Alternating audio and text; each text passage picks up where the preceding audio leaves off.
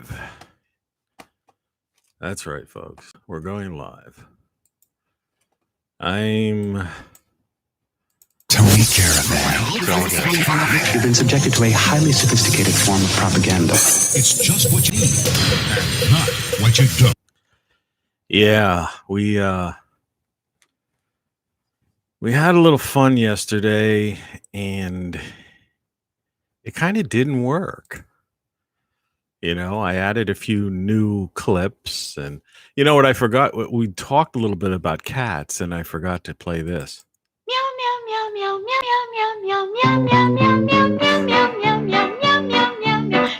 Anyway, it wasn't supposed to be a show about cats, but I talked to Tattoo Rob. He's the guy who you'd think with these guns I'd be able to open a bottle of Diet Cola. Anyway, that if you looked at the card, the cake, the candles and the cake card, it says happy birthday, Tome. A little story I'll tell you about that in a second. I'm pouring my soda in. I need to I don't need to, but it's, well, yeah, maybe you need. Have some caffeine in the morning show mug that nobody bought. It's my party. I'll cry if I want to. Anyway, of course, a tome is a book, and I'm working on a new book. It'll be coming out. In fact, I wanted to talk a little bit about yesterday. Grab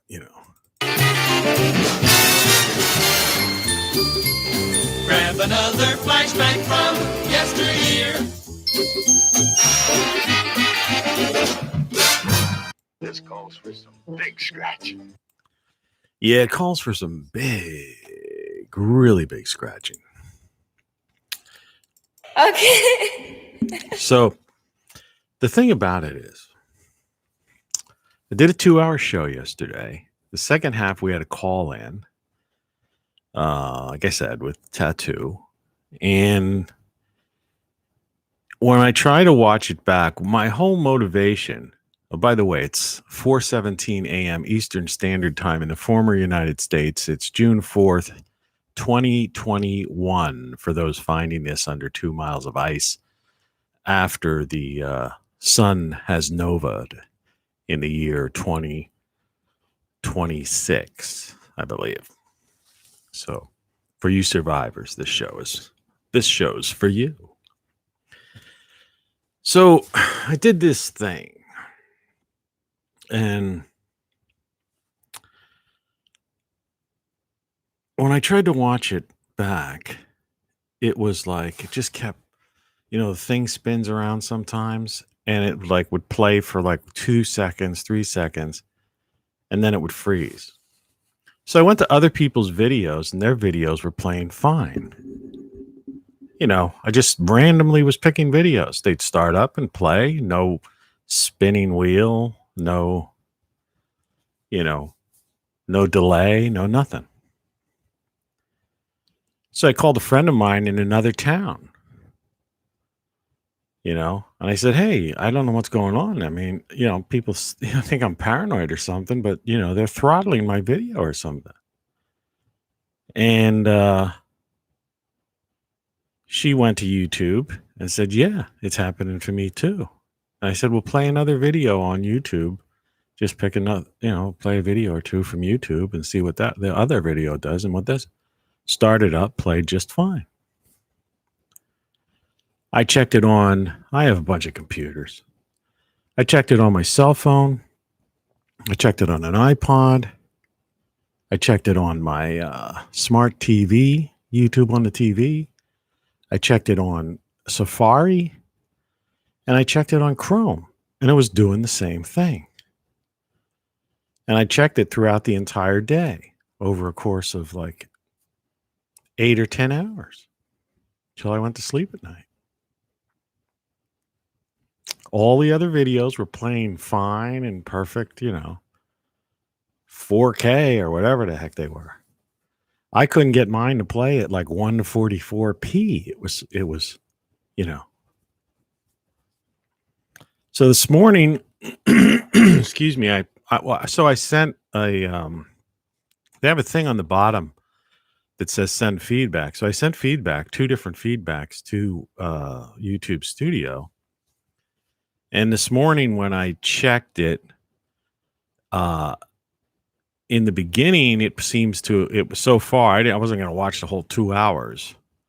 But in the beginning, it seemed to be playing okay. But towards the end, because which was where I had skipped ahead, where I was having my conversation with Tattoo, my voice was out of sync and stuff like that still.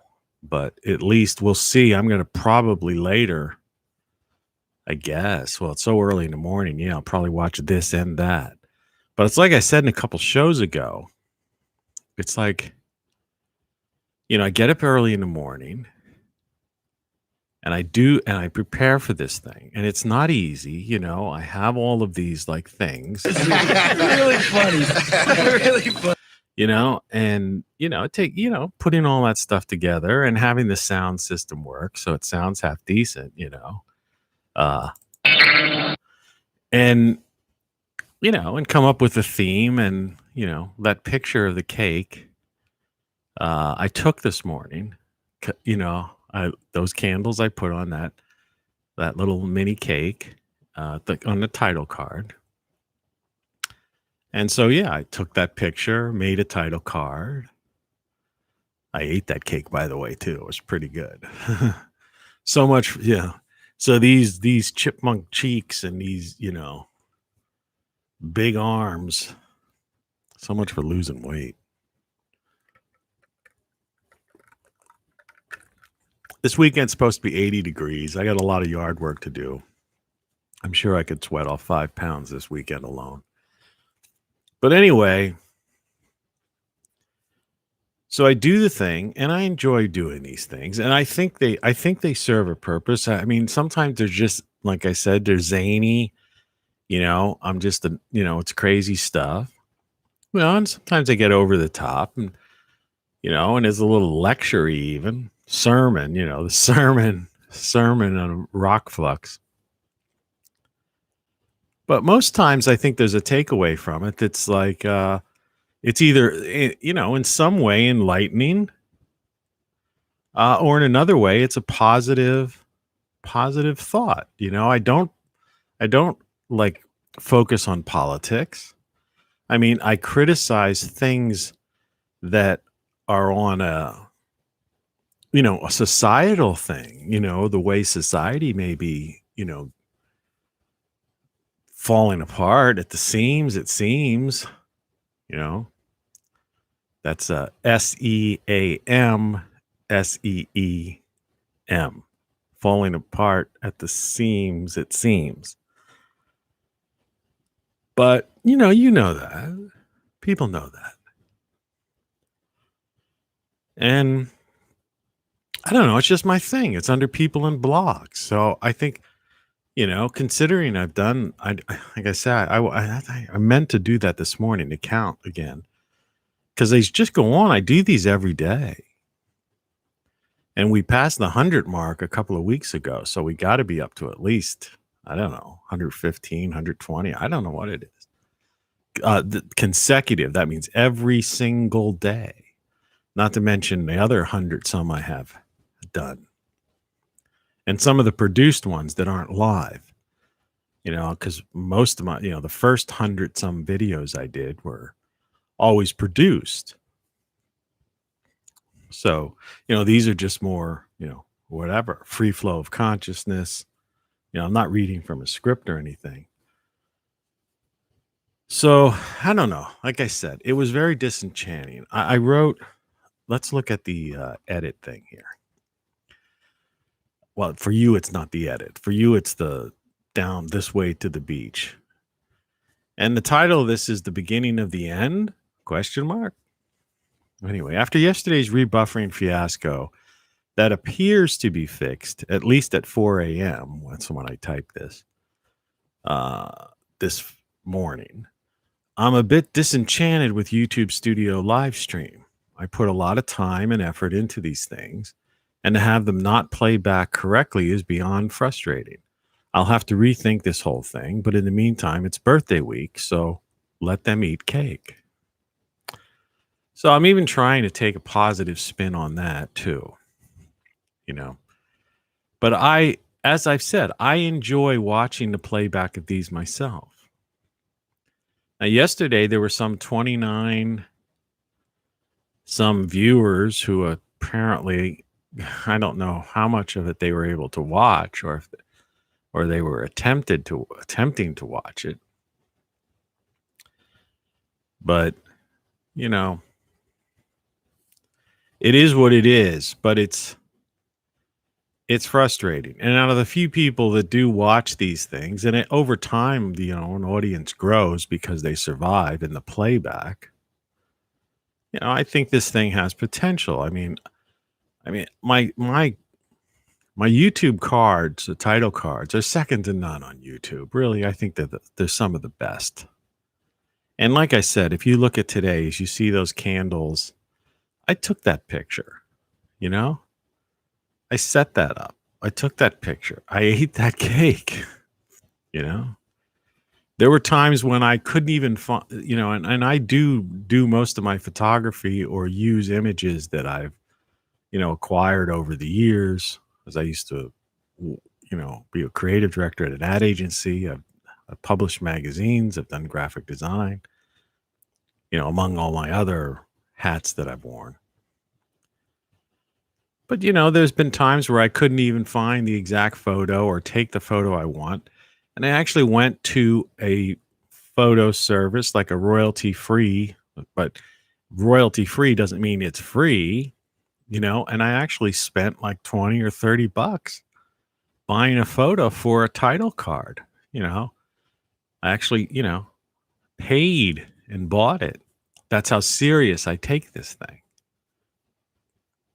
And, there's an expression, it just takes the wind out of your sails. So I don't know. I mean, I could go back to doing produced videos and just put them up on, locals and just be exclusively there. But, I've been on YouTube for well over 15. I know I have I saw a video I did because I had was a video I did with The Bachelor, from TV fame, that show, The Bachelor. And I did a video 14 years ago where he was on one of these expeditions I used to cover. And that thing's gotten like 11,000 views or something. And that was 14 years ago. And so I know I've been on YouTube. I didn't even think YouTube was around that long, but I guess it has been. But I mean, I'm sure I've been doing this for well over 14, 15 years, if not longer. And I told you before that I used to do these things using QuickTime on my own server, Real Media on Real Media server, and Windows Media. We used to be available in different formats. So we used to make them, and you could click to watch it in Real Audio or Real Media, Windows Media, or QuickTime. And that goes back into the 90s, before YouTube was even out. So, I don't know. It's become part of my life. And like I was saying to somebody yesterday, one of the people I called to test, who found that they couldn't watch it either, the same thing was happening. I said, I get up, I maybe spend an hour prep. Maybe not, but almost. I mean,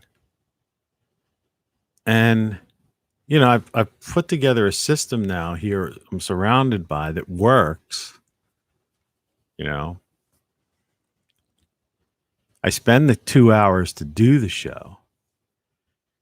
And then usually I sit back and watch the show for 2 hours. So I'm like, this is 5 hours of my day, and I do this every day. So it's like half my day, basically. So I hope there's not an intentional throttling of me just because I might be critical sometimes of I get critical of the technology.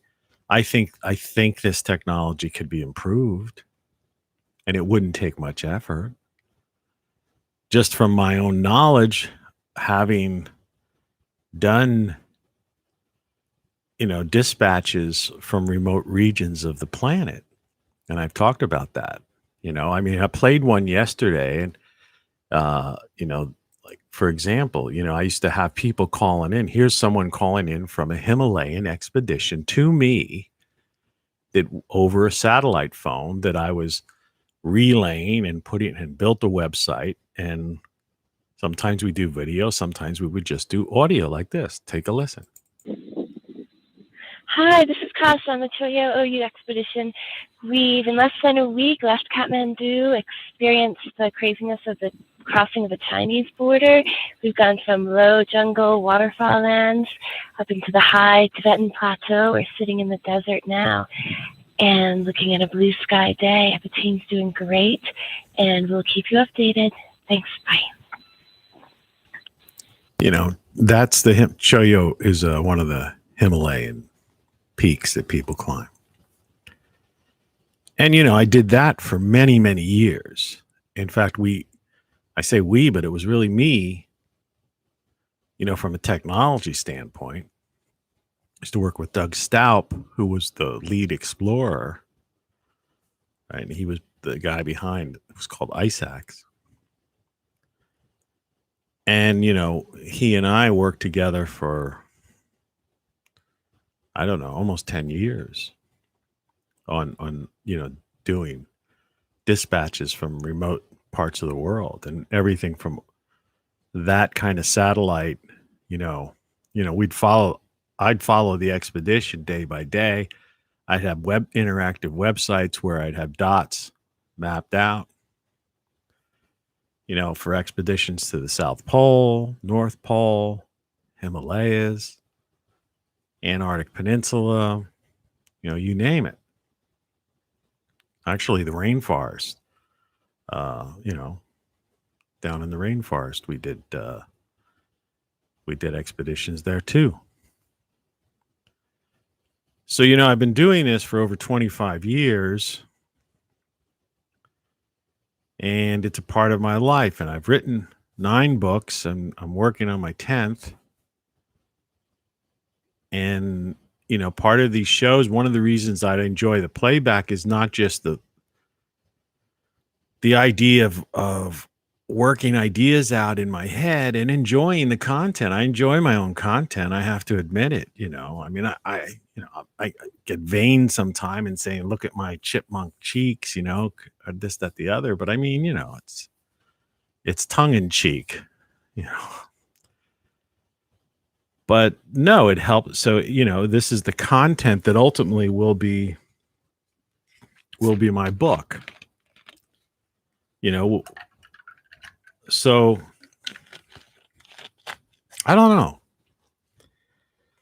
I'm really, I'm at like a crossroads in a sense that we'll see how this one plays back today. But I'll tell you, it's like, I don't know. If I would stop this, it's been half my day. It's been my day. My other half of the day is that I have a garden, which I shared on this show. And I have a link to my Instagram account, which shows my garden. Today, I'll probably do a short garden video update because it's been raining for the past couple of weeks and the stuff is growing like crazy out there. I got grapevines out there this year with little tiny grapes on them. But yeah, so I don't know. That's so for anyone who's saw the show yesterday and was frustrated that they couldn't really see the show. That's the story. So I don't know if the YouTube elves overnight took my feedback and looked into it and fixed it. I don't know if this is an intentional throttling for some reason. just because I talk about this corporatocracy stuff and, things like that. But, I never talk about the unspeakable thing. I try to abide by the terms of service, and I don't, I'm not political in a sense, definitely not taking any political side. I criticize both, both ideologies because I think, I've always been a person that stood up for the person, the common man, you know.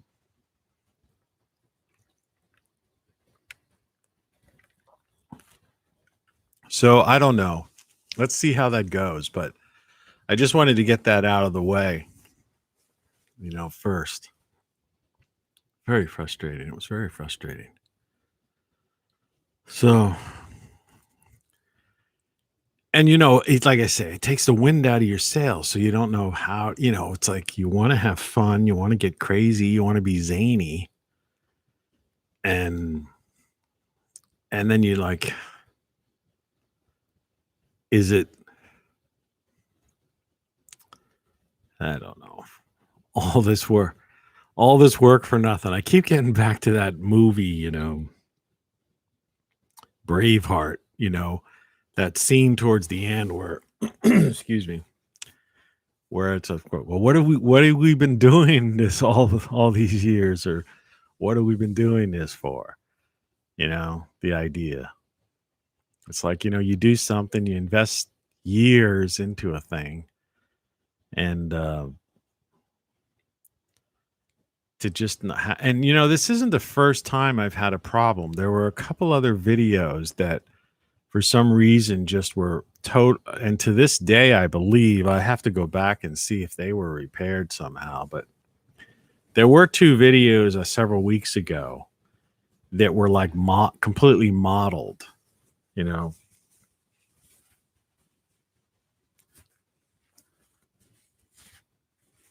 And while I don't have a big audience, I know people who have seen it or saw the live webcast know that they were clear and they were at least at like 720p.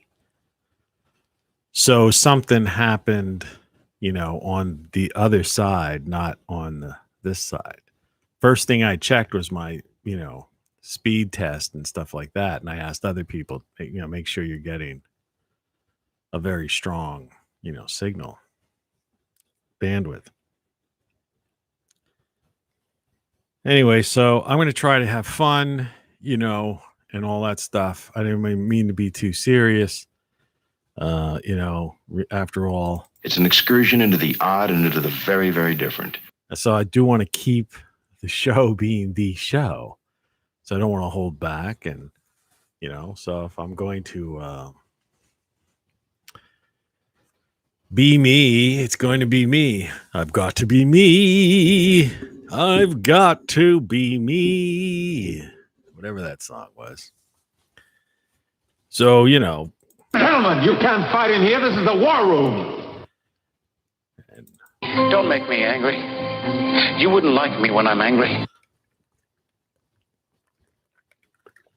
There's really no other show like this, kind of. I mean, and I don't know. I'm off the wall. I'm serious and I'm off the wall. Sometimes that's confusing to people. They can't place, they expect you to be, I get into some serious talks about consciousness and the soul and spiritualism and things like that. And they expect you to be some kind of guru or something. Or, I talk about, the corporatocracy and they expect me to be political. Or I get into this goofy, crazy, just insanity. And they expect me to be a comedian. And sometimes I think not sometimes, I think all the time. I think people can't, they can't grasp the idea of a show. This is the morning show. And what I'm trying to do here, I shouldn't even have to say this, but I am. is that, yeah, it's all over the place and people have a problem. I think people take life too seriously today. And the idea is that you should be, I could talk about an organized crime syndicate, meeting in Davos, right? And dealing with, doing very bad, I'm going to do bad things, and at the same time, play some old, One cheeseburger, one Pepsi, one cheese. Cheeseburger. Pepsi, cheese. because, it's a rounded out personality. And at the same time, I could get into something telling you how, your life, your quality of life can be good and positive and things you can do to improve your life and live a better life and be happy, find true happiness, pursue happiness. And for some reason, to certain people, that's like, and then unfortunately, I did that intentionally, and then I belched, which I usually try to hold back. But the point is, some people look at that and they go like, let's see. You're either some kind of, guy talking about, consciousness, and you're serious, maybe the hard problem of consciousness in your book, or, talking about, relating some story about some, people finding, spiritualism and shamans and things of that nature, or off the wall slapstick comedy, goofy stuff, or you're belching or whatever. And they just can't accept, look, I'm a human being. And I think that's the thing, that's the theme today, is that, look, we're a human being. And I see too many people out there that are just too damn serious. And those that think they're who are say, well, I'm not serious. I watch SNL. It's like, and it's their laughter is like, ha, ha, ha, ha, ha, ha. They're not guffawing, rolling on the floor with the stitch in their side where they can't, they're laughing so hard that they're in pain. And I think you need to do that every now and then. I think you need to sometimes do some soul searching about your life and the direction your life is taking. I think you also need to sometimes just do like I did, cut the cord and get out of the news and all that stuff, and just do something that, do something that's human, whether it's getting out into, nature, the world, or people, or, bonding with another human being physically,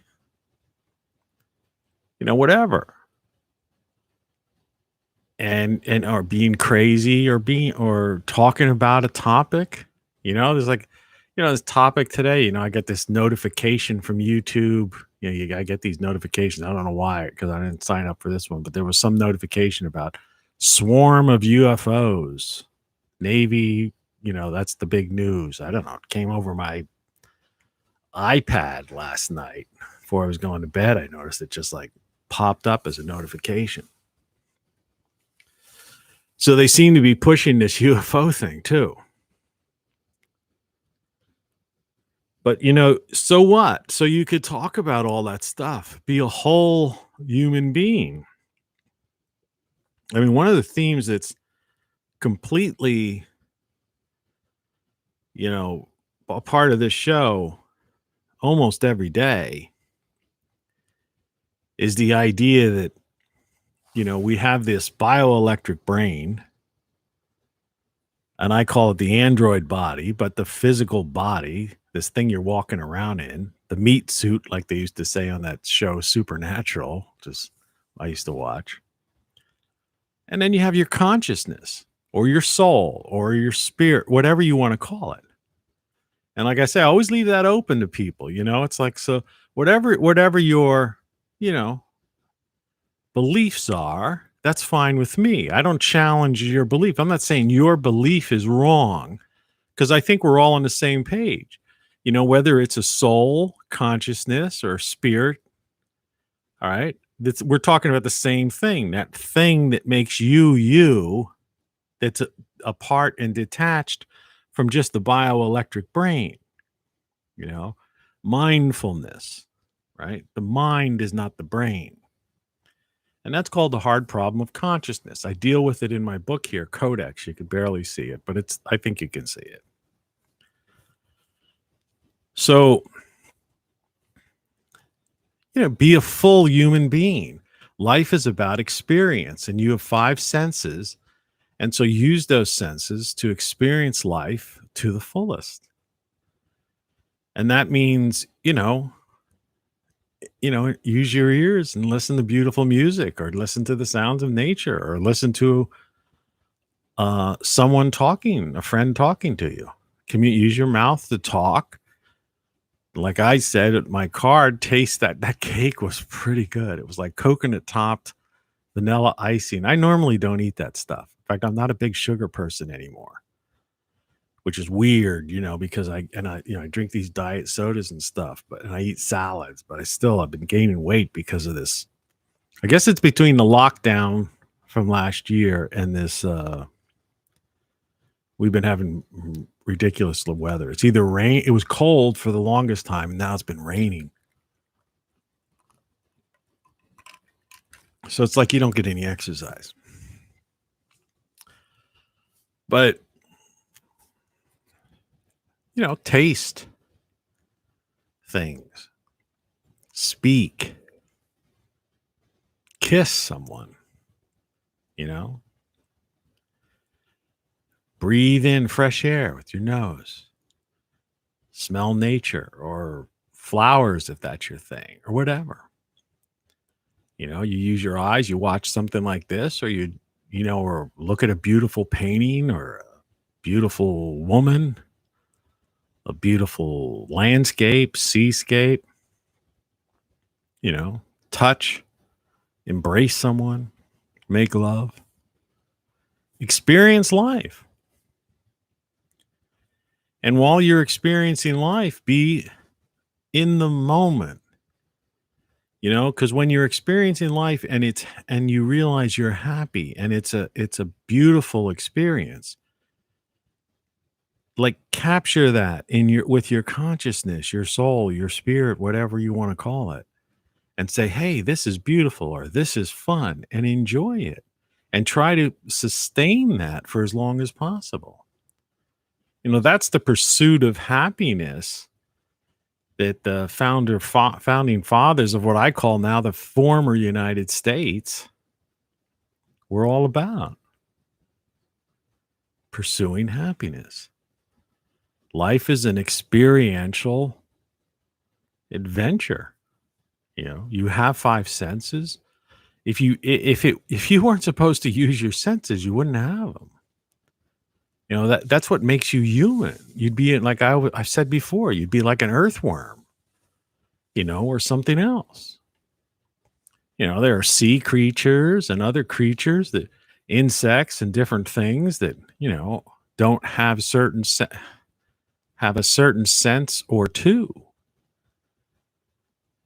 But we are what we are, and that's life. And people are puzzled about what is life. Like the George Harrison song. George Harrison had some good music. That All Things Must Pass album, which was like a triple album set or something. Might have been 4 records. I don't know. It was at least 3. There's some good music on that thing. And he was a hell of a nice guy, George Harrison.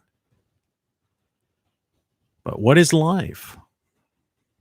And life's about, in his song, love. As clearly as a part of life.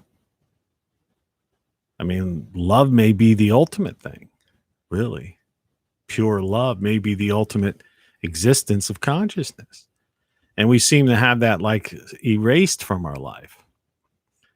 But, the path to love is definitely going to come from your consciousness, from you and your awareness and using your senses and experiencing life to the fullness and not getting caught up in superficial, superfluous. My chair's falling down. It's one of the reasons why I haven't bought a new chair, because I don't know if I'm gonna if I want to dish out like $200 or something. Excuse me. For something that's going to be modeled and spinning wheel, and I can't see, and people can't view it. So that's been my message all along, is the idea of just living life, enjoying life, pursuing happiness, and being good.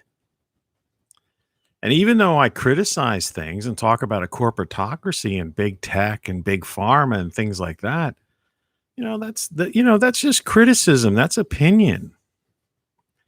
That's op-ed or whatever you want to call it. It's freedom of speech. I'm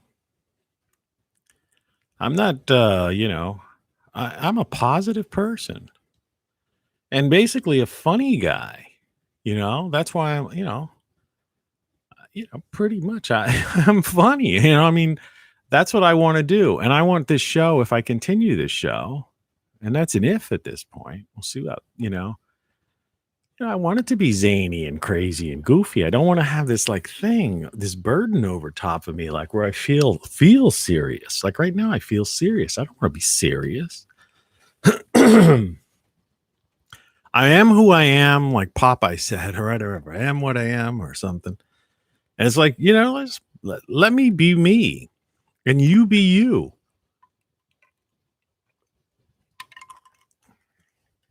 I'm not criticizing you. Don't criticize me.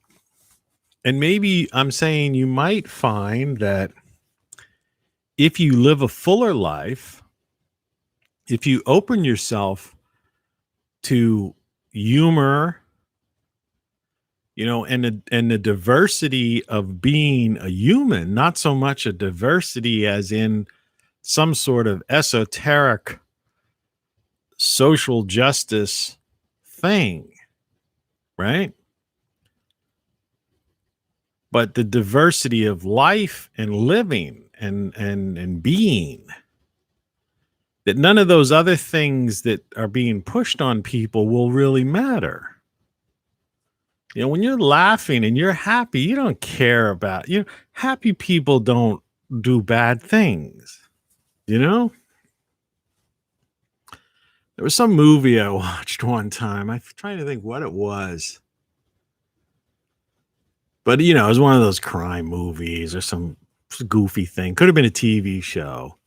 But I guess it was a situation where a guy was going to shoot somebody or something like that. And somehow they were in this situation. Yeah, it was like one of those mob movies. It actually might have been one of those Joe Pesci, things, But, like this. This is really funny. But they were having such a good, I think it was. It was one of those movies, those Scorsese movies. Pretty sure. And they were going to shoot the guy or something like that. And they were having such a good time, or the guy was cracking a joke or something at the table, that the guy said, he didn't do it. He goes, never mind. What was that thing? He pulled over to the next guy next to him. That thing we were going to deal with. Let's not forget about it for now. And that's a profound thing. And it's a little interesting piece there, and it says a lot. It's morbid, and and I don't, the whole idea of those movies, the concept of that, the whole mob scene and stuff. I never was into that. Same with the Godfather stuff. I never got into that whole stuff. I don't like that. Okay, well, I don't like war movies either, because, I don't know. Anyway, I don't like the glorification of certain things that are harmful to people, and that certain people can't disassociate with, is what I'm saying. But the idea being was that was a perfect example of a situation, even though it was just fictional. But it was, it's real, and it's real. So here this guy was this hitman or whatever. They were going to take out somebody, and they were having so much fun, I guess, playing cards or whatever it was, or the guy was cracking a joke, and the guy was just they just kept laughing. The guy was making him laugh so much that he decided, I'm not going to shoot this guy tonight.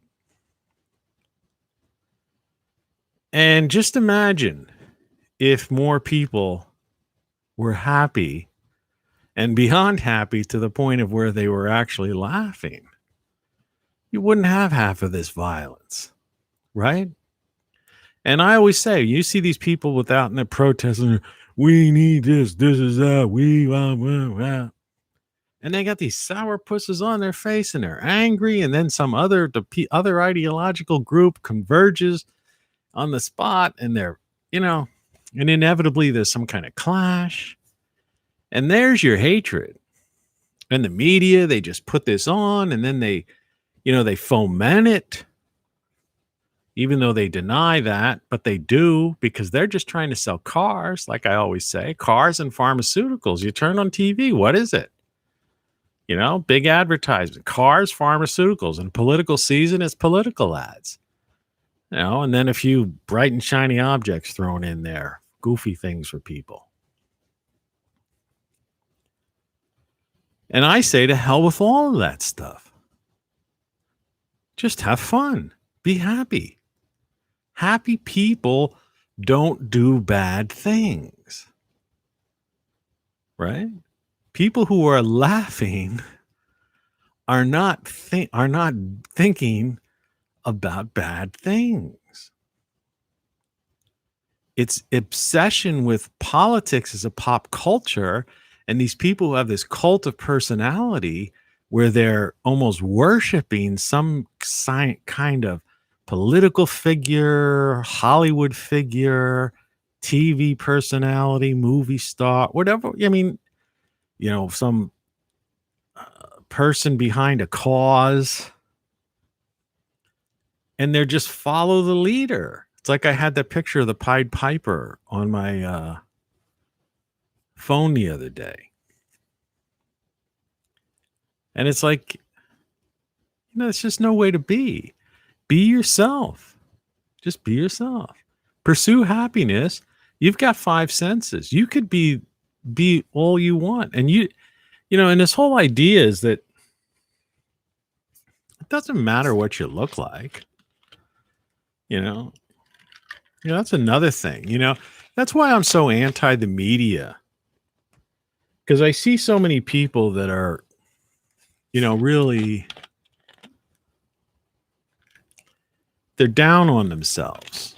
I was talking about that the other day a little bit, about this one woman was mentioning that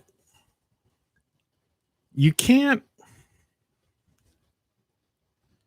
these commercials you see on TV, the bottom line isn't so much the product. This is what this woman was trying to bring out, is that it's not the product that she was criticizing. And I'm the same way. It's like, I don't care if people want to try to sell some kind of thing. I mean, hell, I was in the advertising business. That's not the thing. It's the idea that they sell it by saying that you are flawed. And so the takeaway from the ad isn't so much to buy that particular product, but if you don't have that product, there's something wrong with you. You see? And you have to really think about this now. This isn't just like super, right? Think what I'm going to say. Right? here's this. Do you ever see this car commercial or this product commercial? And these people are happier. The guy gets the girl, right? Or the girls watch the guy get into the car, and they're like, ooh, right? And so the idea is that there's something lacking in you, or that you can be better if you have this thing. And so when you take the thing out of the picture, the takeaway and what's left in the mind of people, which is the dangerous part, is that there's something lacking in you, or you're not complete. You're not a full, a full human being or whatever. And that's just, that's the negative downside of advertising and media. And that's all. Remember, no matter how many times I have to say this, look, I worked in the entertainment business my whole life. All right. I was always at the top, the highest position. All right. When I was dabbling in the film business, I was the producer. When I was working in radio, I was the general manager. You can't go higher. All right. When I was working in advertising, I was the creative director. Okay. When I was publishing magazines, I was the publisher / editor. Okay. Do you understand that? I was messing in the talent industry. I was a manager of talent. I was a supervisor. I was always, that's what I did. That's what I did throughout my life. This is birthday week. I'm an older guy now, and I'm done that. I'm retired. I'm just sharing my experiences with you. It's part of it's my thing. You give back. I don't know. Service to others instead of service to self. I mean, to me, that's like one of the key things about life. It's not only this experience with your full senses and you immerse yourself in the real world, not the virtual world, but that it's, a bigger percentage of your life should be service to others as opposed to service to self, instead of being some kind of self-centered narcissist.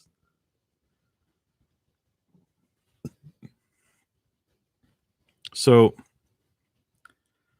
television, the media, they're just trying to sell things. But there's how there's another, it just all ties together. It's like amazing when I didn't even prepare or think about this. But, I say television, all they're doing is selling cars and pharmaceuticals. Okay, well, what do you see when you see these pharmaceutical ads?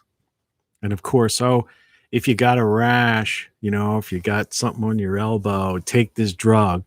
But then they talk about these side effects and they go real fast. If you could do this and this could cause this. And then next year, there's a commercial on from a law firm that's saying, if you took this drug to get rid of that rash on your elbow and died or had serious complications, heart problems, blah, blah, blah, blah, blah, contact the law firm of. I do this all the time. And the idea is, what I'm saying is that it exemplifies the entire media, because the side effects of advertising in general, forget about that one drug that the FDA, by the way, approved and approves all the time. And I always say they have the worst, track record of any organization ever, right?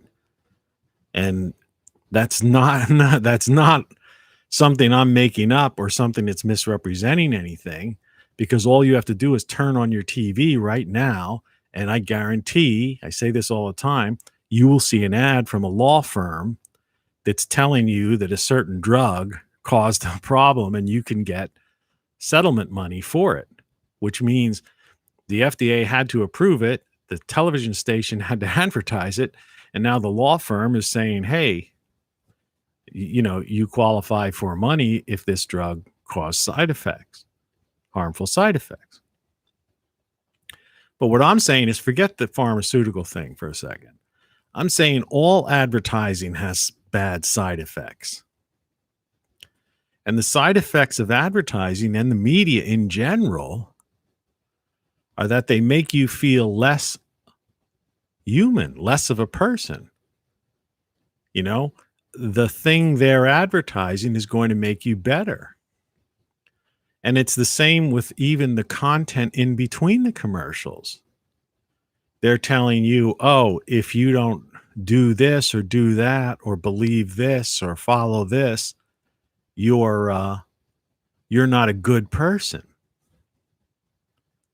Well, I'm here to tell you, you are a good person. You don't be a good person. That comes natural. We're born into this world, innocent. I always say this too. You can recreate yourself anytime you want to, reinvent yourself. There's no reason right now, if you're not happy with who you are, you're an adult, right? You could change your hair color, get some different clothes. And you don't have to spend a lot of money to do stuff like that. You could go to the Dollar Tree and buy hair color for $1. You go to a thrift store and find some designer clothes for a couple of dollars on the racks. You can change your look. All right. You can change your life. You could do whatever you want to, because you are your consciousness. You are your own person. You don't have to follow the leader. It's a cult. When I say cult of personality, that's what it is. Politics is a pop culture.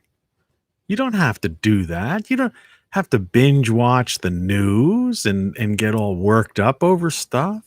You could do whatever you want to.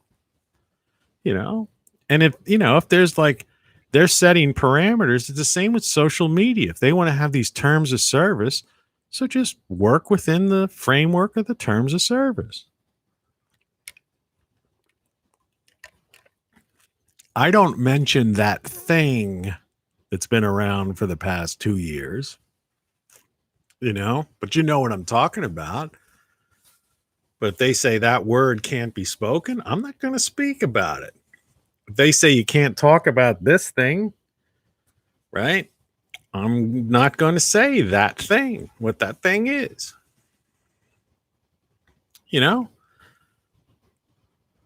It's that whole give to Caesar what is Caesar's.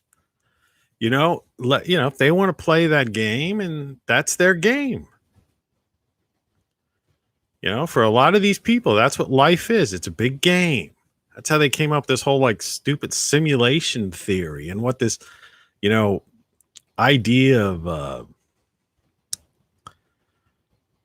merging man with machine, they're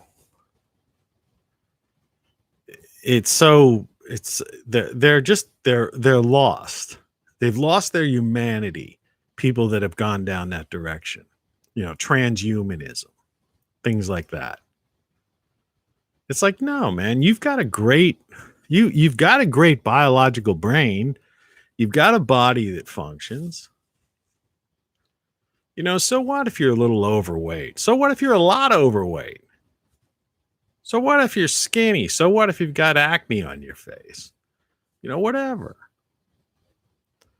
If you're turning gray, do what I do. My mustache would probably be a lot grayer, but I use Just for Men. And I bought it at the Dollar Tree for $1. And the darn pack, you don't need much of the stuff, and it's lasted me for a couple of months. I think I just finished a Dollar Tree pack that I had for a couple of months. So what I'm trying to say is, whatever it is, Just think about it and do it. Whatever, if and that's the thing, we're too vain today in society. I admit it. This happens to me too. But that's not it. That's not what life's about. And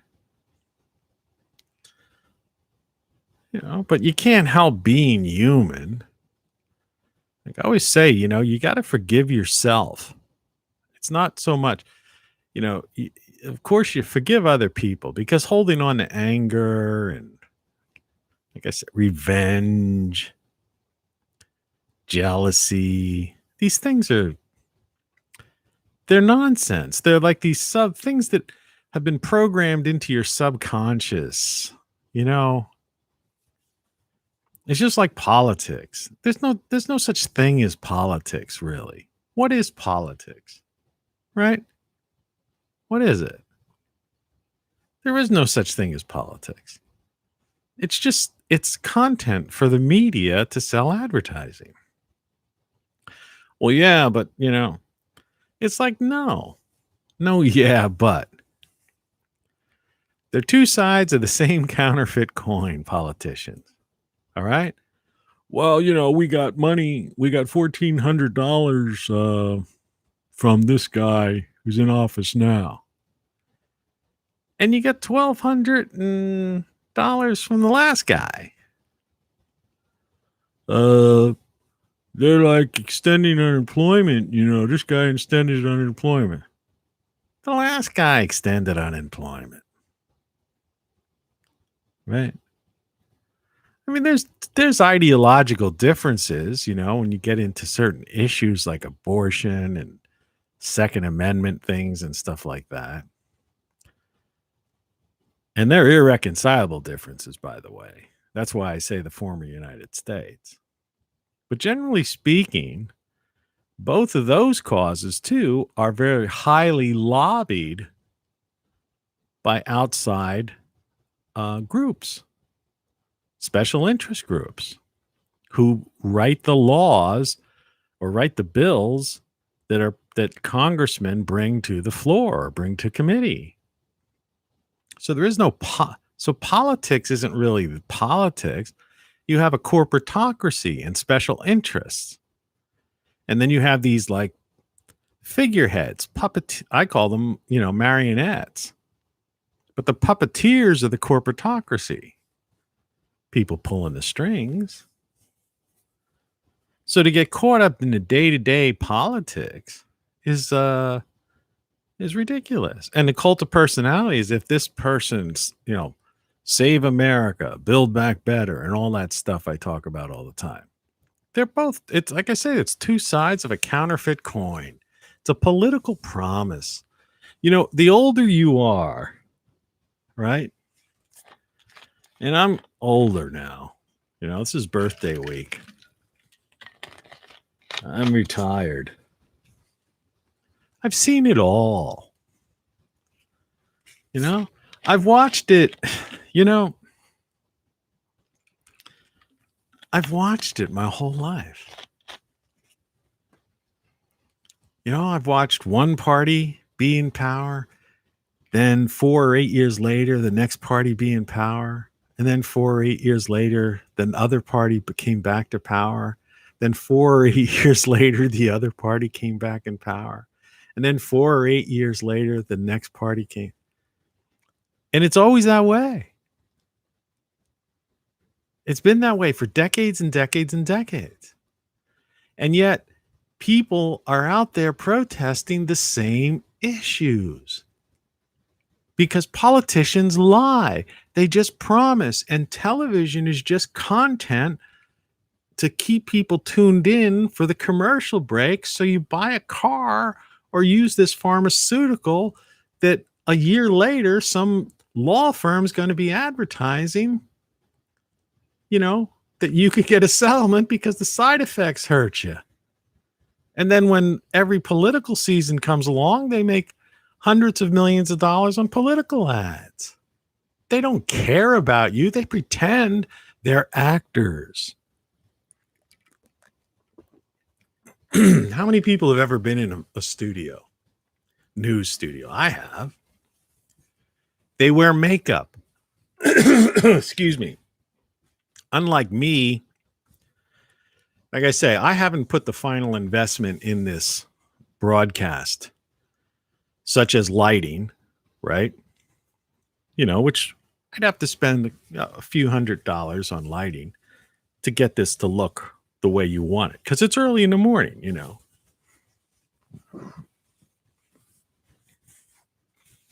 That's me being a human. I don't have the perfect chair or any of that stuff. And sometimes the sound is messed up. That's not because I lack of me having a great sound system. It's just the way the translation with the way the feed goes in. I don't know. But what I'm saying is television studios, the news, when you watch, you know, you turn on one of these stations, I don't care which one what it is, you know, because now there's like, you know, there's pretty much, you know, you've got left, right, you know, and you got a group of each of them, right? Well, I don't care who they are. They're in this studio that costs tens of thousands of dollars, if not some of them $1 million studio. All right. Depending on whether it's a big network or, you know, a smaller cable operation. And so they got a set, they've got a makeup, they've got perfect lighting with reflectors so that every shadow on their face, they look great. They've got wardrobe, right? Sound people, they got the best cameras. They've got the, you know, teleprompter, right, that they're reading. They've got an earpiece in there. So if there's breaking news or if they're doing something, they say, no, don't say that or whatever, such and such. And it's produced. It's produced. They're selling commercial. They're there to sell commercials. They don't, and they're all millionaires. The ones you see on the networks, they're all make $1 million.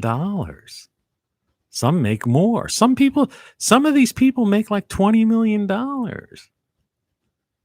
They don't live like you. You know, they talk about these causes and these organizations and pretend they're almost like tearful on the air. They're actors. They're acting. All right? It's their job. They live in some gated community or some high-rise apartment with a doorman, get picked up by a limo or some, you know, big SUV with a driver. They're pampered their entire life, go to cocktail parties and hang out with the elite, the ruling elite. And they do this couple hour show and they make multi-million dollars and live a lifestyle that's completely different than the average person. It's show business. It's show business. I'm not monetized. All right. I don't make any money. Not even a single person bought the morning show mug or the travel mug or the coffee mug. You know, people aren't buying my stuff. I don't make any money. And I'm honest, I live below the poverty line. I'm so far below the poverty line that I don't have to file taxes this year, according to the tax collector, IRS. I got a thing. I looked it up, and I even sent it to the people that collect the local tax thing. They sent me a thing back saying, no, you don't have to file. I live below the poverty line. And it's no con job. It's the reality here. The stuff I have is the stuff I have. I got a few extra things when they gave us all that stimulus money. I got some things, and unfortunately, I spent it on this show to make this show better than it is. You know, I probably should have spent it and fixed my leaky roof. That's why I'm getting angry that, you know, I go to watch my show back and it's like, you know, my mouth's out of sync, you know, or it's spinning wheel, you know, or freezing up on me or something. I mean, I invested a lot. I'm a poor guy because I'm retired, basically. And I invested all this money, thousands of dollars, into doing this, which could have been, a week or so ago, I woke up in the middle of the night with a drop of water on my forehead because my roof leaked right into my bedroom because we were having like some torrential downpour. And it made it through the attic and right into my thing.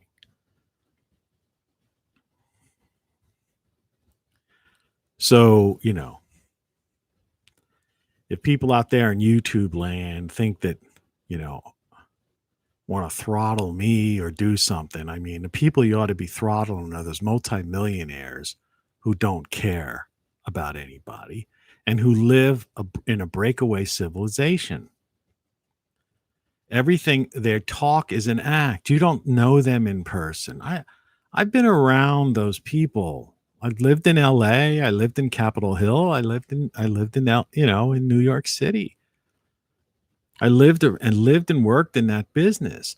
And you see these people outside and they, or at a party, because this is an intentional thing. I'm retired now, so I want to live this way. So I'm free. See, I want to be below the poverty level, so to speak, because my income is enough to pay my house, my mortgage, taxes, and insurance are cost less than $200.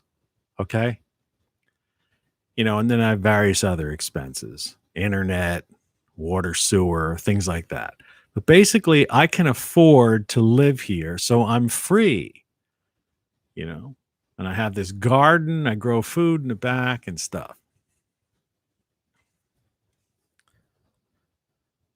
But I've been around, but for years, I made a lot of money and lived in all those major cities, lived and worked there. And I had good jobs.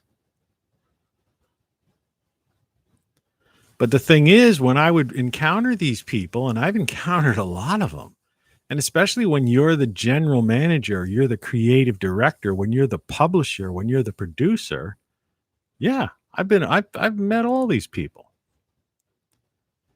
And when you see them in a party environment or in a casual situation, in a restaurant and stuff like that, they tell you a completely different story than what they say over the air. They know the truth. It's show business to them. And why would they want, and people think, they have no morals or ethics about it. Or even if they do, that's their own, they might have a problem with their conscience, not consciousness, conscience. But the fact is, their rationale is that, well, I got 2 kids, or I got a kid in college going to a school. I've got this big house, this car, this lifestyle.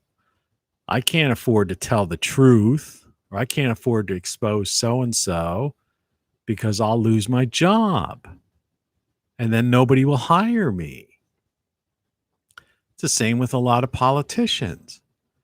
They vote a certain way or say a certain thing, not because they think that's the truth. Same with the bureaucrats, right? They'll lie to Congress to keep their job.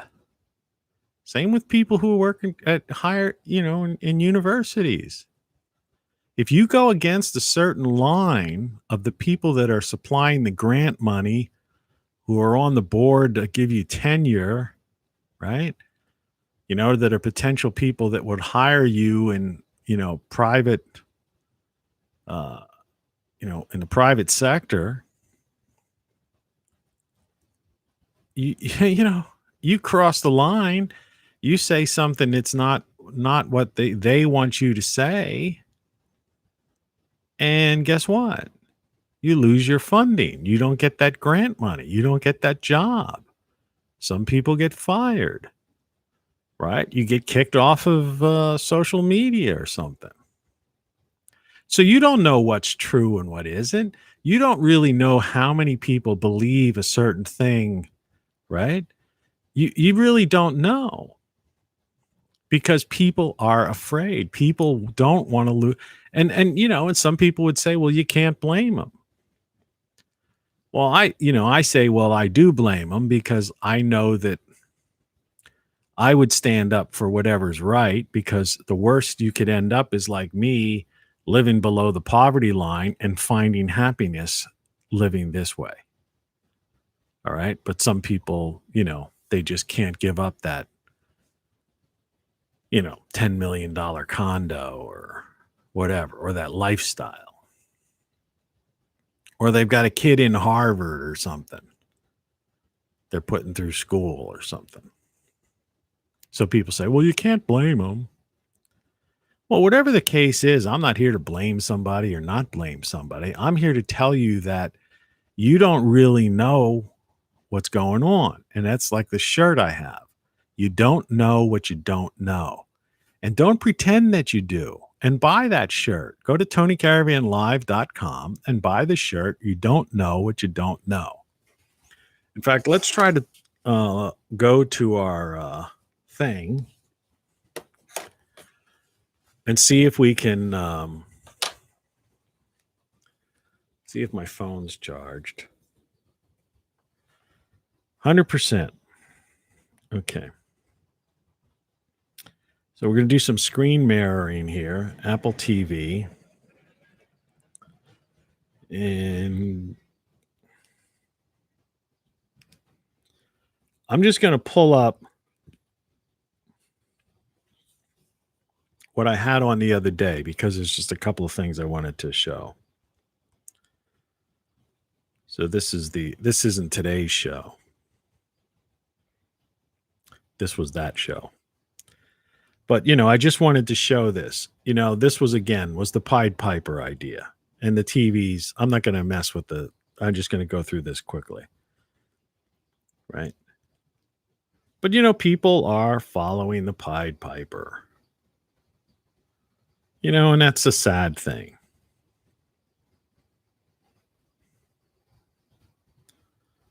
And this I wanted to show again. Here's my growing grapes in my backyard. And here's my backyard, my humble backyard. But it's nice. It's green. It's a nice place to be. And I have a garden back there.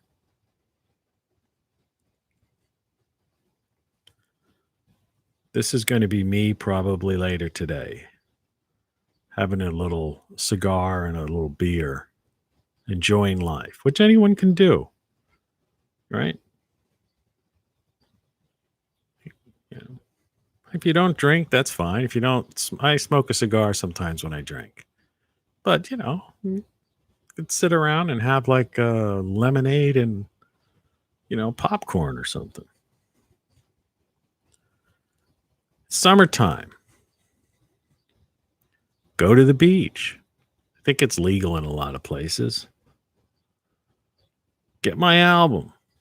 Might buy my music or listen to it, at least on Spotify. But the reason I brought this up, Great Solar Stuff, is all this stuff that I've been talking about for a long time, but is this shirt. You don't know what you don't know. Okay? And don't pretend that you do. Because you don't know those people. That's why I say up there above the TV thing, he says everything you know is wrong. But no, you don't know what you don't know. So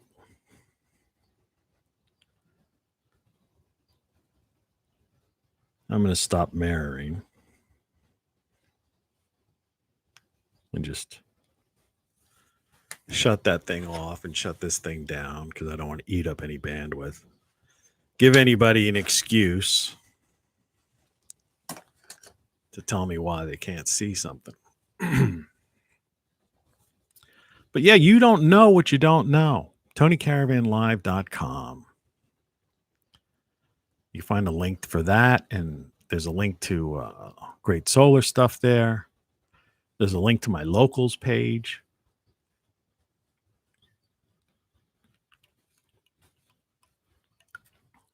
a link for these. But yeah, don't be, it's like just same way as I'm not trying to tell you what to do. I'm telling you what I'm doing and how I'm living and how I found a way to be happy. And a part of this is in my happiness. That's why I was really disappointed yesterday because it took away part of what has become part of my life. But, I'll find something else if this doesn't work out. It's not the end of the world. And if there's something in your life that's just not working out right, or you feel you've come up against a wall, remember, you can always change. I've changed. That's what I was talking about before. It's not just about putting Just for Men on your thing, or if you're a woman, change your hairstyle and buy yourself a what do they call it? The black dress, the whatever, the short black dress or whatever that is. But, you could do whatever you want to. And again, it's not a thing about beauty and fashion. It's about lifestyle, living, and experience. And finding, the sensations. And there's, with 5 senses, there's always another sense that you can focus on if you can't have one, if you can't use all your senses in unison, or if you're not being fulfilled by one or the other, there's still others. Stay healthy as you can. Pursue happiness. Don't get caught up in, the politics, as pop culture, or the cult of personality, or the media. Those people aren't real. They're actors. They're very wealthy people. They live in a breakaway civilization. They're part of what I call the corporatocracy. All right? They're very wealthy people who are in show business. They're selling cars and pharmaceuticals and running political ads and other bright and shiny objects. And depending on whether or not you're watching a Lifetime movie, they might be selling makeup and other things like that. Or if you're watching some sports thing, they might be selling, items that, something you could put in your pickup truck, or, or something like that, or beer, right? That kind of thing. So, it's just a big game for them, but it's their life. It's their lifestyle. It's a business, show business. And for you to believe them and believe in them is a big mistake. It's just show business. Take it as entertainment. That's all it is. There's no difference between the nightly news and, a sitcom. Really. No difference. They're written, produced the same way. And, in some cases, they're in the same, they're produced, they're actually, shot in the same building. One's on one floor, one's on another. Just a different set. I've been out in those places, in those buildings.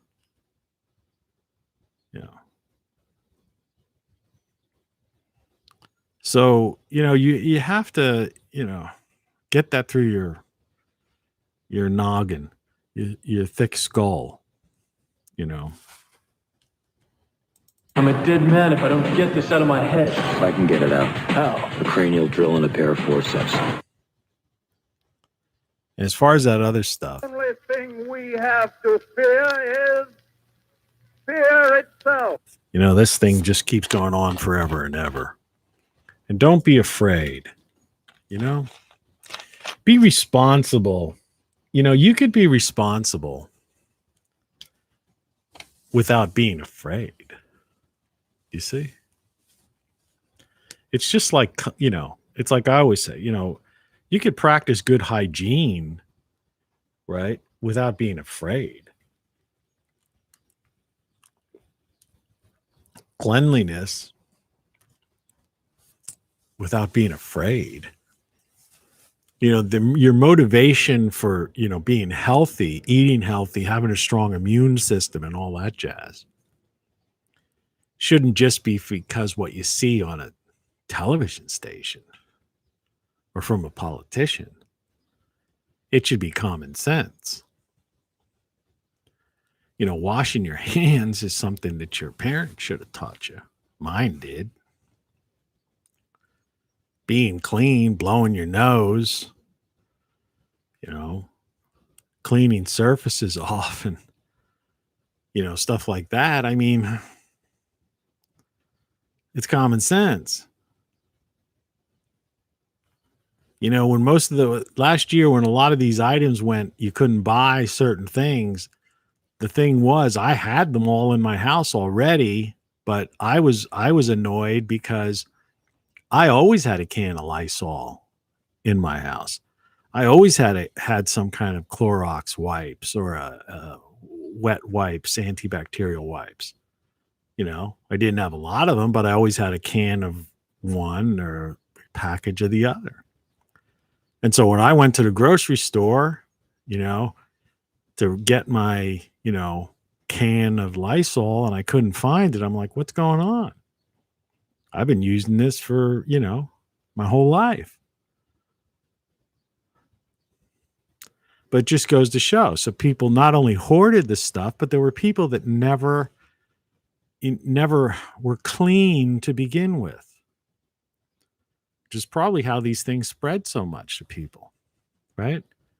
The idea of, could you imagine actually the government telling you to wash your hands, right? Sorry, my email just pops up. For no reason. It wasn't like a new email came in. It's like somebody messing with me.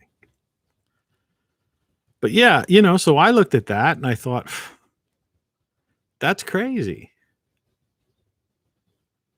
How the idea that someone's like staring at a TV, right? And they're telling you to wash your hands. They're like, well, who doesn't want? I mean, that was my reaction, my personal reaction. Well, who doesn't wash their hands? I mean, hell, I got a cat, so I clean a litter box and I have to deal with the cat and stuff. So I wash my hand and I'm out in the garden, doing stuff like that. So I wash my hands like 20 times a day, I always have, especially in the summertime when I'm doing, like I say, I'm working outdoors in the garden and then cleaning a cat litter box and stuff like that. I've always wiped down my surfaces with like Clorox wipes and used antibacterial wipes here and there. Blew my nose when I came in from being somewhere else. Avoided people. I always carried a handkerchief. I mean, well, you see it. I mean, I got a handkerchief here. I always would have sneezed into a handkerchief, but I just washed I'm wearing shorts right now, but I just washed my shorts yesterday, did laundry, and I also washed another white handkerchief that I always keep in the pocket of these shorts. I've been doing that since I was in grade school. I used to get handkerchiefs for Christmas. I told that story before. So, do a thing because it's the right thing. Do a thing because you understand the thing, right? Pursue happiness. Be aware of your five senses. Be conscious of life, and who you are, not this biological android, but you, the consciousness, your soul, your spirit, whatever you want to call it. Even science agrees with that. They call it the hard problem of consciousness. They agree that there's this duality and there's this detached thing. They don't know how you are see life in the first person and are conscious. I mean, that's a fact. That's very contemporary issue right now. You know, for serious people in some of the best academic institutions, they are discussing these things. So what I'm telling you is, it's just the way it is.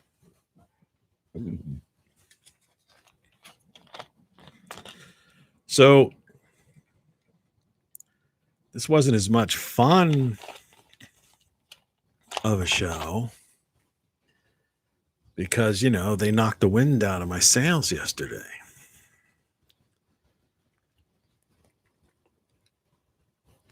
Let's just hope it doesn't happen again today. Because if it does, then you're listening to Tony Caravan Live. Because if it does, then I guess the show will be over, and I'll move on to something else. Before I got up today, I got up at 3:00. It's 5:40 a.m. Eastern Standard Time right now. And I was laying in bed, I went to bed early, so I went up to bed at 7:30. So you get up at 3 something. That's almost 8 hours of sleep. It's just a matter of time. It's like your time schedule. That's why I'll probably have a little happy hours today around noon.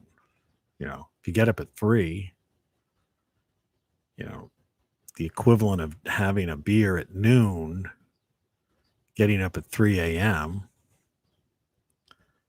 is like, 3 to 10 is 7 hours. You add 2 more, it's 9 hours later. So that's the equivalent of somebody who gets up, goes to work, puts in an 8-hour day, and after work goes and has a beer. And that's what I did. I got up at 3, went to work. I'm at work right now. I'll do some other things, feed the birds and do some things around the house. Hopefully watch this back. I like watching these things back. And then I'll have a little happy hour. That's my life. Your life is your own. You do whatever you want to do. Whatever makes you happy. Find a thing that makes you happy. And I've said this many, many episodes ago. And if I don't do this anymore, go back and find my previous episodes. There's well over 100 of these live shows.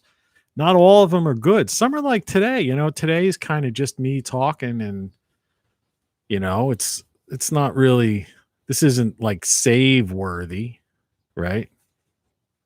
It's a happening thing. It might be worth watching. There's some good things, some good points I made here. But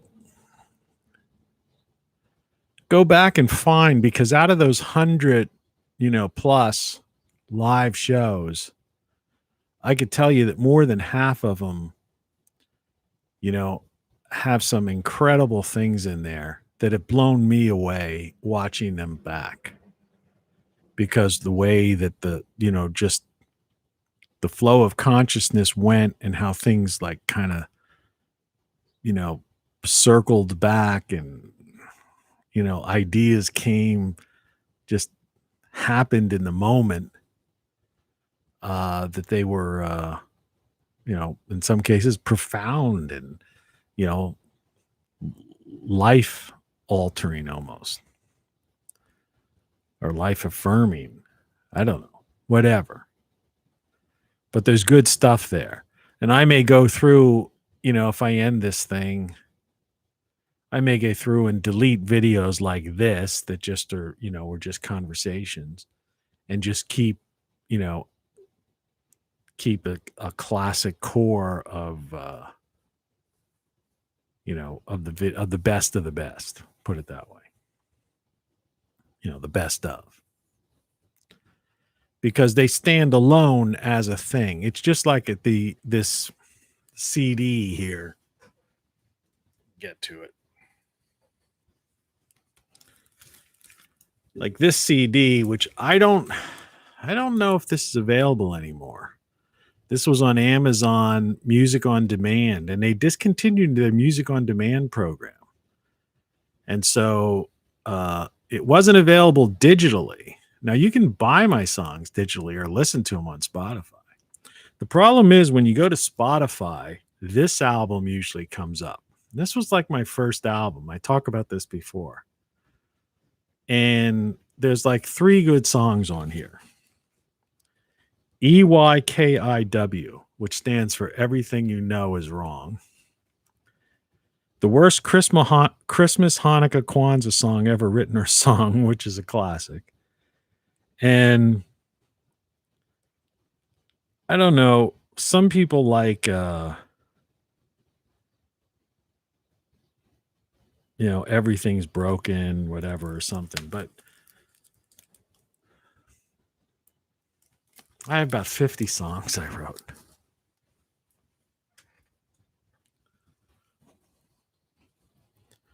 And out of them, they're all not good. It's just like the same with my videos. They're all not good. Some of them are just the things, Some are more just poetry, poetry in motion, I guess. I don't know.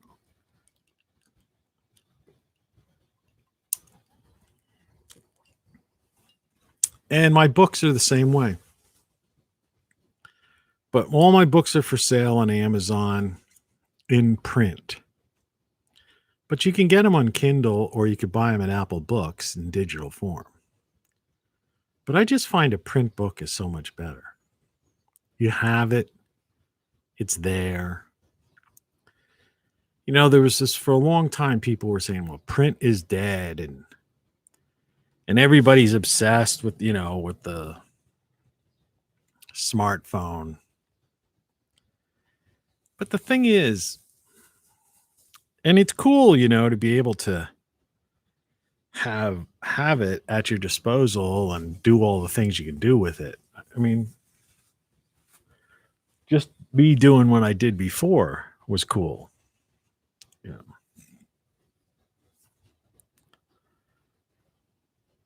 But there's still something about a hard copy. In other words, not having to carry a thing with you all the time. On my wall over to the right here, on my right, stage right, whatever, I have calendars, and I have June, July, August. I have it it's like a cork board, pretty big cork board I have, in this room on the wall over there. And I always like to have 3 months up there at a glance. And they're big. I could read them from across the room. And I could cross out days. I could circle a day if I have an appointment or a certain thing. It's there and it's in my face. And I could just look over and it's there. I don't have to pick up the smartphone and open up a calendar app, right? Or something like that. In my bar, I have printouts on the wall, of pictures. It's like behind me now. I have things, so print's not dead. There's the Mulder's poster from, the X-Files, that kind of thing. And I was talking at one point a while back. Well, of course we did the old Ph.D. thing. The Doctor of Truth. I don't know if you remember that series leading up to that.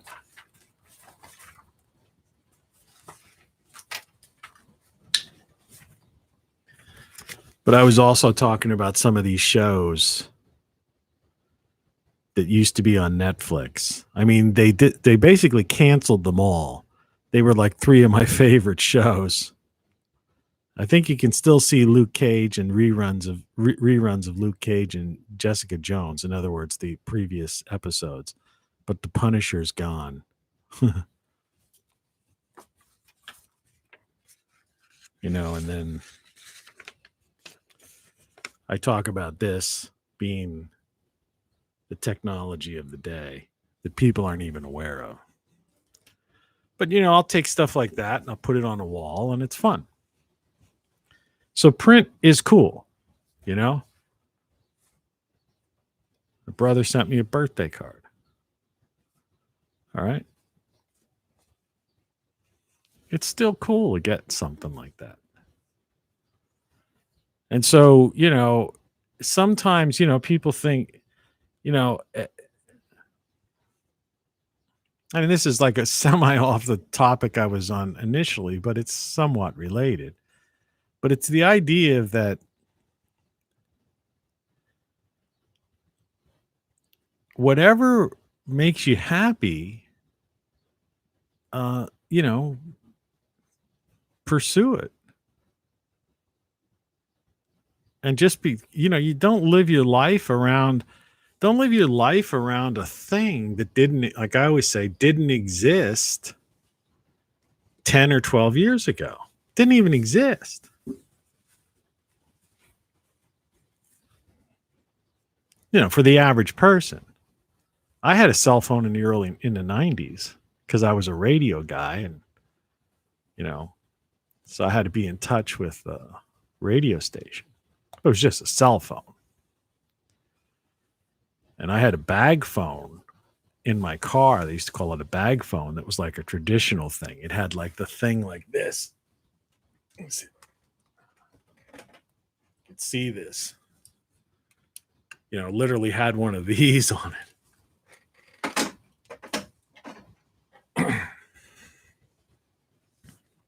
The camera makes you look 10 or 20 pounds fatter. I'm not going to share this video anywhere. So it'll live on YouTube. If it works, whatever. I got my Hawaiian shirt on. It's supposed to be a decent day. I didn't do the weather today like I usually do. Is today Friday? I guess it is. So Weekend weather. We might as well do the weekend weather. Today's Friday, right? Yeah. It's going to be 79 degrees here, partly cloudy, so the sun may come out. I hope it does. I'll go out and maybe get 20 minutes, half hour of sun, get that vitamin D. Looks like it's going to be cloudy for most of the morning here, though. The overnight's going to be 64. I left my window open last night. It was fine. Saturday is going to be completely sunny and a high of 86 degrees. Overnight 63. Sunday, totally sunny, supposedly. High of 88 degrees and an overnight of 66. And those aren't bad night temperatures, you know, in the 60s. Just, you know, just enough below room temperature to keep it cooler, even though the day was hot. And Monday's looking like there's a chance of thunderstorms, but next week is going to be pretty much in the 80s. And then I think it looks like we might dip down into the 70s later on. But anyway, that's your Weekend weather. So for those of you who've been enjoying this show, you know, hopefully we'll keep it going. But Hey, it's me. How you doing, man? well, like I say, I'm trying to talk to people about yesterday's fiasco that wasn't really caused by me. And, you know, where we go from here. But the idea is no matter what it is, you know, the takeaway is that just live your life to the fullest, right?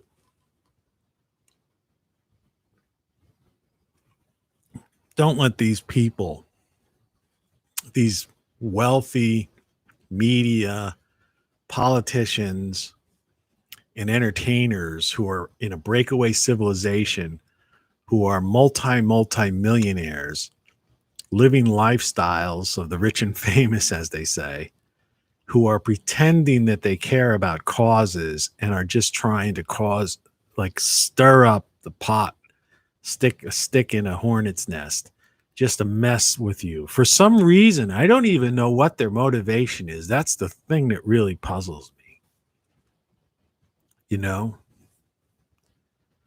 Because, stuff was all right before they started doing this. We were just pretty much getting along the best we could, society-wise.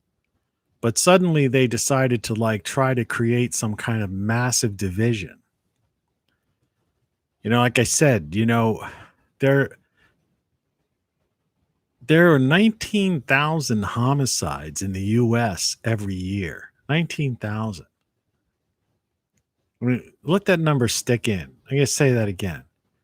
There are 19,000 homicides in the U.S. every year. And those people, those victims of crime, those 19,000 homicides, okay, we're not even going to get into all the other ridiculous, horrible things that go on. Those things go into the hundreds of thousands. But there's 19,000 homicides in the U.S. a year. Have been, right? These are statistics. You could go look them up yourself, government sites. And those people, the victims of those 19,000 victims over all those years, have been from every race, creed, color, and situation that you could imagine, right? And some of them have been cop shooting, some of them have been this, that, the other, And so this kind of stuff has gone on. There's always been injustice. There's always been people who call people names. There's always been some kind of bigotry here or there.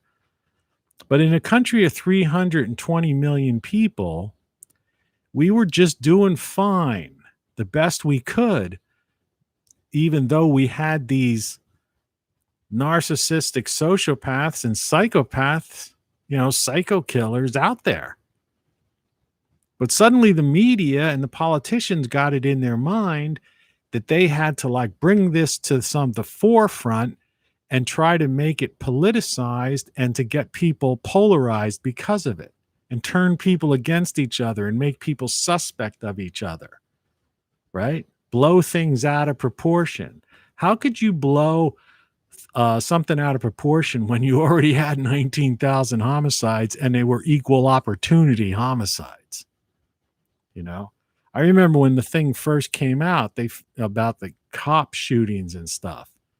The fact, statistically wise, more white people were shot by cops than black people. That's an actual statistic in the U.S., right?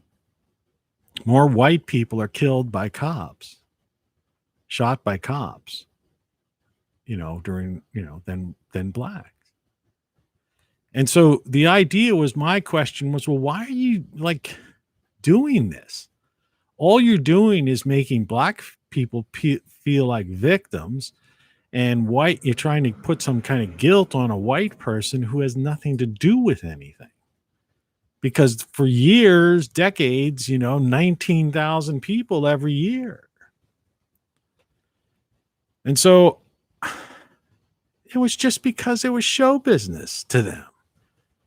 They used it for politics. They used it to get elected, to get votes. They used it to get people to stay tuned for the commercials and get people all riled up and crazed. And so what did we end up with? Look at it. Society's a mess. People are unhappy. There was a time when, we were laughing at stuff like this. Nothing for you. Or the mindless stuff like this. That's the I Dream of Jeannie thing, by the way. But, that's not the case anymore.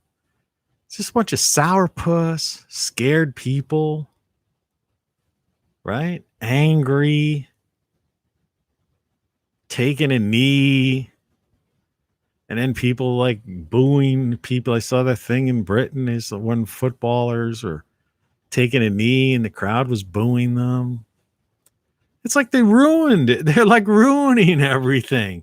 It's like we were all doing fine. I mean, the best we could do. It wasn't you can't have utopia when you have 320 million people like in just this country alone. There's almost 8 billion people on the planet. All right. You're going to have injustice. You're going to have psychopaths. You're going to have sociopaths. Right? There's going to be a certain amount of bigotry. And it's as if this media is this holier than thou idea of we're going to create utopia if you donate money to a certain cause. And then these people who are in charge of this go out and buy $1 million home. Right? Or they're already living the life that the people that they're talking about being victims or oppressed, they're, it's like they ruined it. They ruined it. They brought us down. We were doing okay. The best we could do. Yeah, you could always do better as a society, as a civilization. But we were doing the best we could with that many people. There's a lot of mentally disturbed people out there. There's a lot of people from, in foster care homes. There's a lot of abusive people, things like that happen that cause people to become,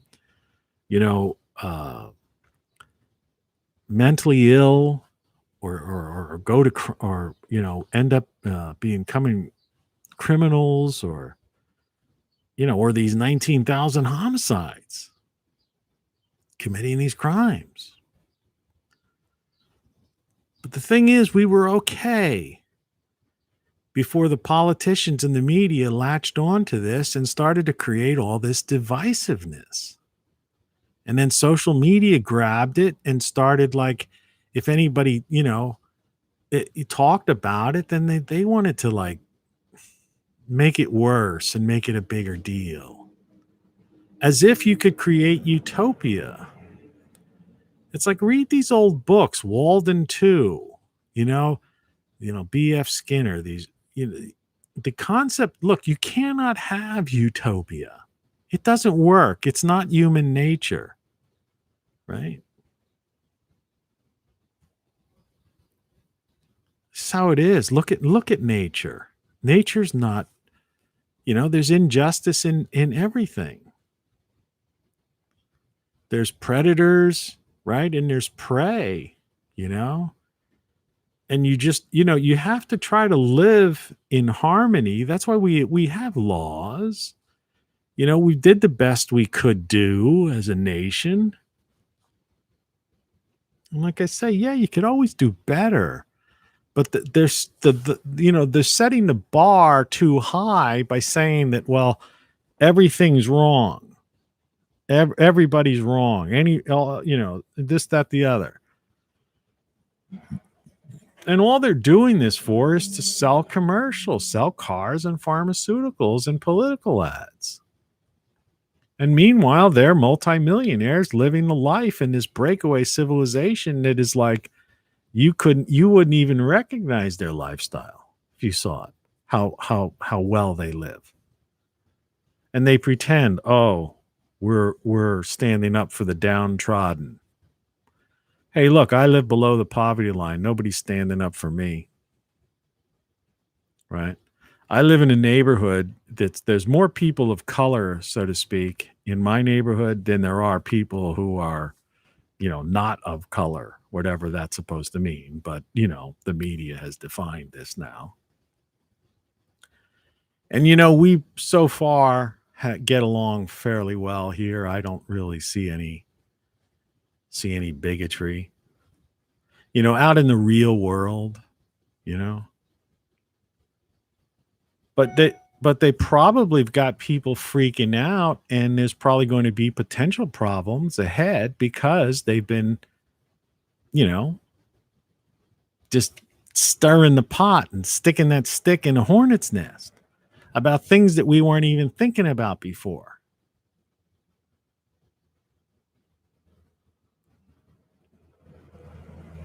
And I've said this before, the civil rights movement was like 50 years ago. Feminist movement 50 years ago. But these people today, they're not, because they haven't been around then. And a lot of their parents weren't even around then. That's how what's happened here. See, that's the way I try to figure this out. I'm thinking, okay, their parents weren't even around. So they don't know that we already went through this thing and made it through okay. And then suddenly these agent provocateurs in the media and politicians decided to resurrect this stuff from the past to try to sell commercials on TV and get elected to office and get fundraising for these organizations that have raised millions of dollars, and all they did with it is buy homes.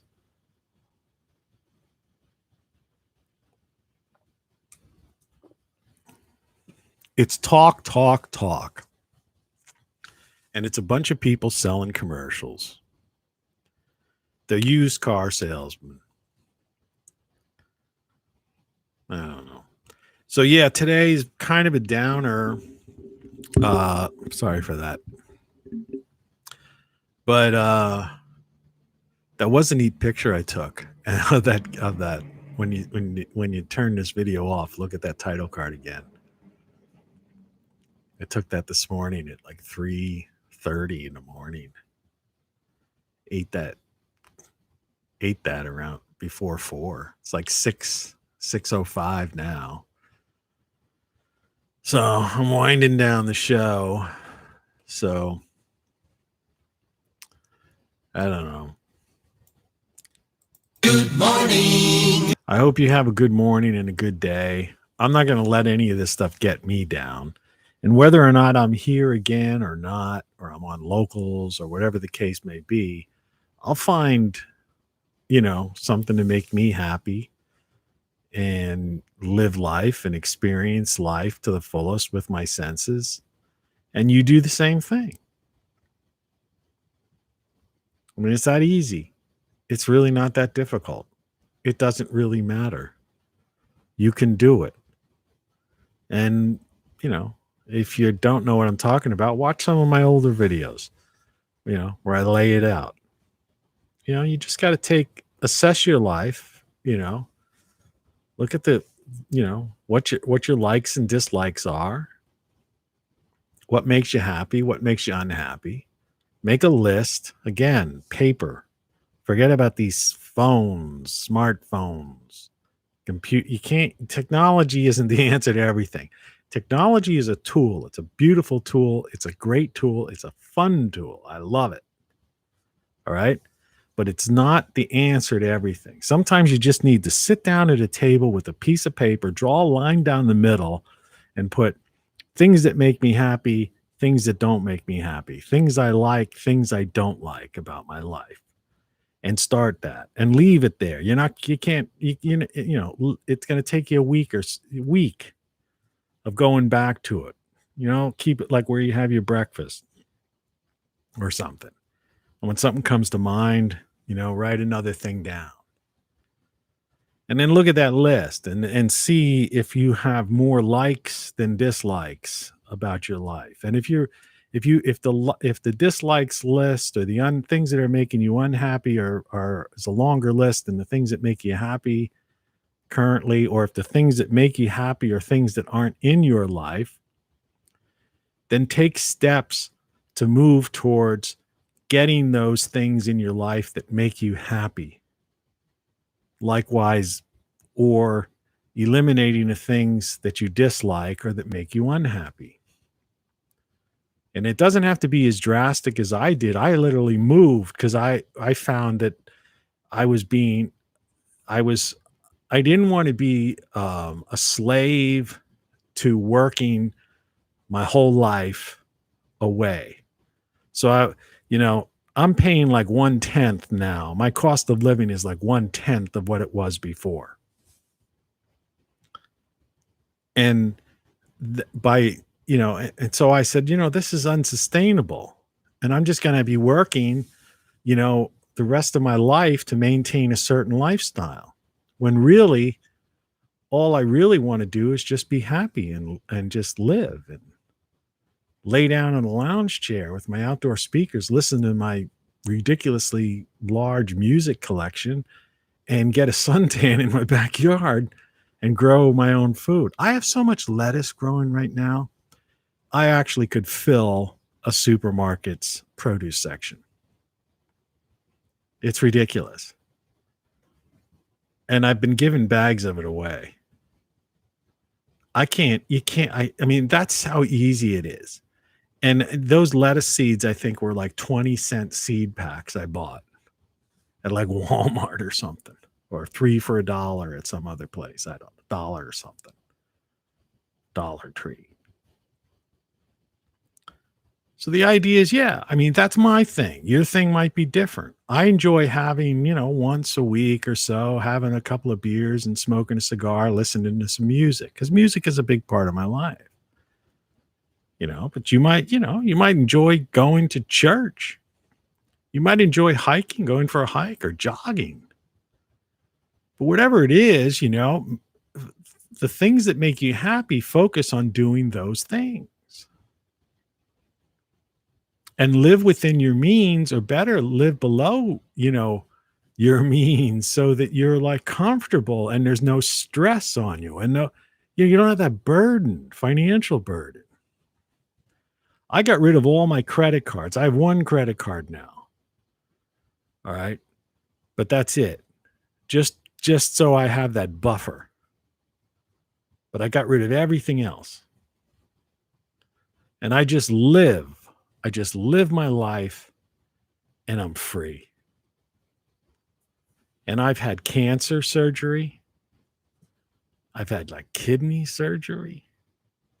And this is like the last 2 years, and it's like, no, I'm still free and I'm happy. And I enjoy doing these things.